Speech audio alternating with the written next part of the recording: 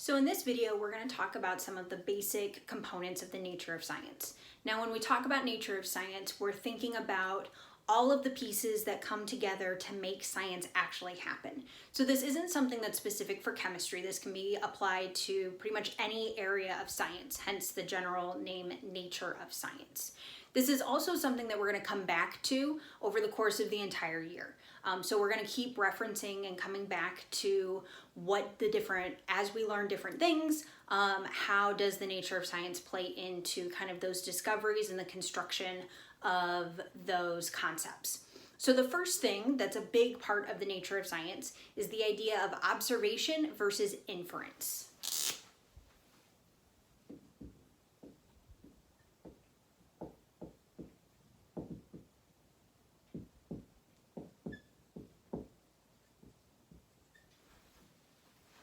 Now, an observation is something that you can detect using your senses. Okay, so if we think about our different senses, think back to elementary school: sight, nose, smell. So sight, smell, taste, although we don't really taste things in science, that's not a good idea. Things we hear, things we feel, touch. So those are the things that we observe. Now, you can have qualitative and you can have quantitative observations. So qualitative observations don't really involve numbers. Those are primarily reliant on your senses.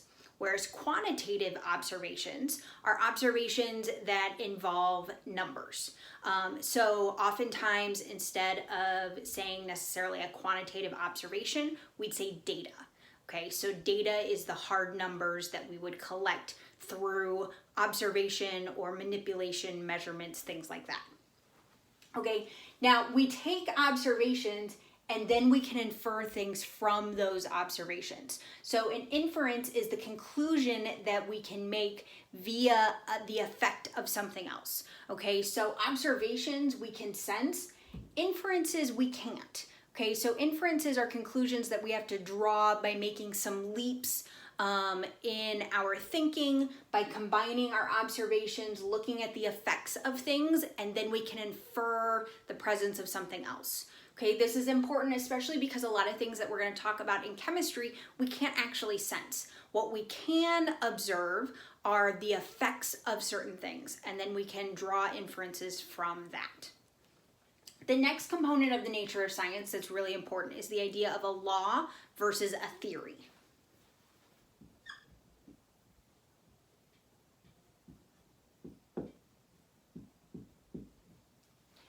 And these are words that get thrown around casually and often incorrectly. And so when we're talking about laws here, obviously these are scientific laws.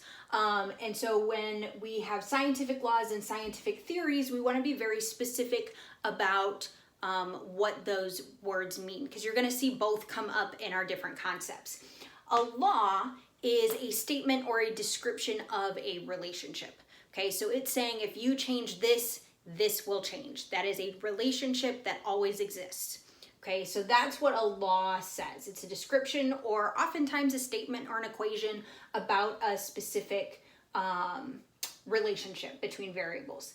Theories are explanations. Okay, so those are the inferred explanations based upon what we see. Okay, so we collect all this data, all these observations, and we wonder why it happens. We can tie all of these, we can tie a group of observations together that seem related and say, using all of these pieces, we can infer that this is the reason why.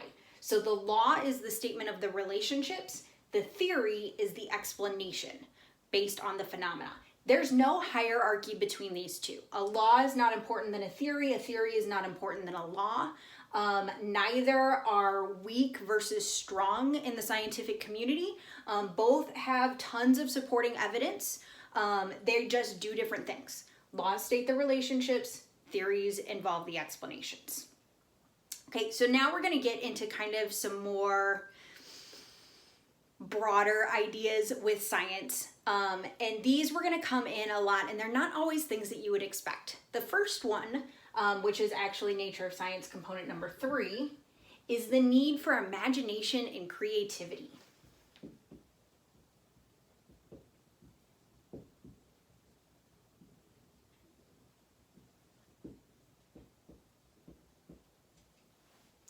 So if we think back to some of our earlier concepts, historically wise, okay, so some of our scientific concepts that we're going to be talking about were developed, created, studied way back 1700s, okay? Some of them even as far back as ancient Greece. Okay, so if we imagine and we think about what technology those people had available to them at that time, their prior knowledge, what they knew, it took a lot of imagination and creativity to make some of the leaps that they did, to design the experiments that they needed to be able to answer and address the problems. Takes a lot of creative thinking. When you have a broad problem that you don't have any sort of scaffold to follow, it requires some thought, and it requires some creativity to kind of pull the pieces together and go, well, what if I manipulate this? What am I going to see? Okay, so that's what I saw. What if I manipulate this now? What do I think is going to happen? Big surprise, scientists don't just go into a lab and throw things together to see what happens. Okay, so there's a lot of thought that goes into those experiments prior to actually doing them. And then even the results, to be able to interpret those, require some pretty creative leaps. With that, it goes into the next nature of science, which is subjectivity.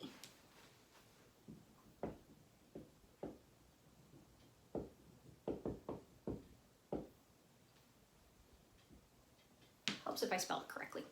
Okay, so oftentimes we think about science being very objective. It's concrete, it's hard facts. But it's subjective in the sense that all science comes from some sort of question or problem. So any scientist, even us in our classrooms, are going to be presented with problems, questions that we want to answer. Okay, those problems, those questions come from somewhere. There's a reason why they want to be answered. So the human nature of the desire to answer a specific question means that the mindset of the person answering that question or trying to answer that question plays into how it gets answered. Okay, it doesn't always it doesn't dictate what the results might be, but it might dictate, a person's thought might dictate what direction they might push their experiments to go. If they have certain motivations, if they have certain goals, whether it's pressures from politics or external sources, or whether it's their own personal desire, or maybe it's a family issue, who knows? There's a lot of reasons why scientists approach different problems, but there's a reason why they're coming up with those problems, which then makes it somewhat subjective. Okay, this then leads into our next one, is the role that our culture plays in science.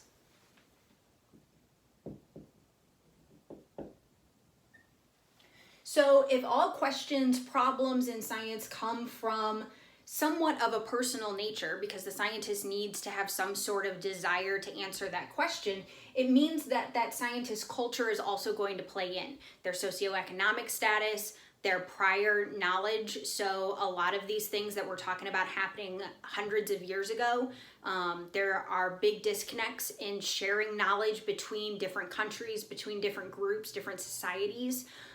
We end up with issues with socioeconomic status, what resources they have available to them, what prior knowledge they have. So the culture of the time can play a big role in science. There are certain things that might be culturally more beneficial than others, and that's going to kind of drive the direction of some research, especially when we look historically. It's still a component, it's definitely still a component now, but it's something we want to think about when we think about the history of how these discoveries were made. What were the cultures like that they were coming from? What were the outside circumstances besides just their narrow set of experiments? And then the last piece is uncertainty.